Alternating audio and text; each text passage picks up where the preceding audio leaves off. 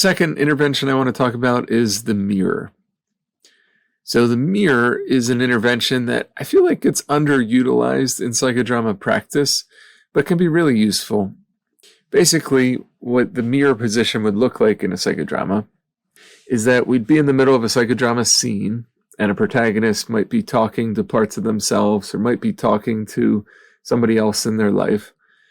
And we would employ the mirror intervention by asking the protagonist to step out of the scene and to see the scene replayed in front of them from a distance, to see themselves in action, to see their behavior, to see the scene mirrored back to them, essentially, but in action. Someone else would step into the role of them, and they would be able to see themselves in action. So the mirror position gives the protagonist some distance from the psychodrama, and it can be really useful if the protagonist is struggling with a sense of denial or minimization about their feelings or about the experience or about how their behavior or words might impact others.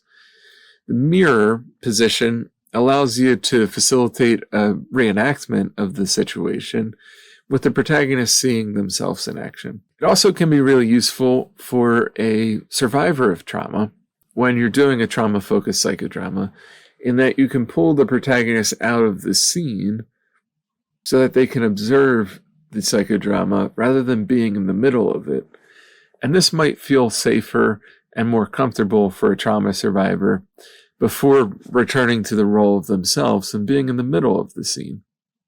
It can provide them with a new sense of perspective and safety at seeing themselves and seeing the scene from some distance rather than seeing it just subjectively from their own experience.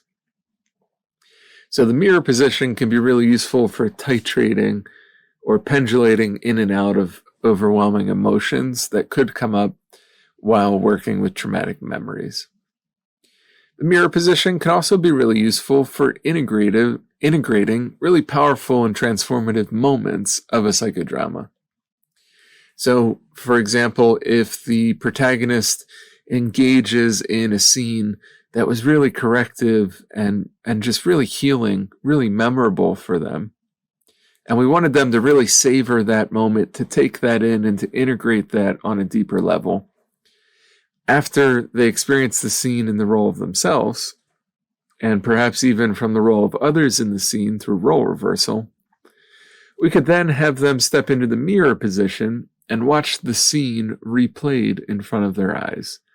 So they could take in that scene from the third person as well, and really deepen their experience of the moment.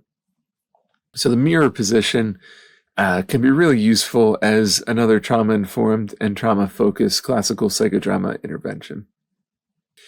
We tend to use the mirror position much more in psychodramatic sculpting than we use it in more purely psychodrama enactments. And we'll talk about psychodramatic sculpting in a couple minutes here.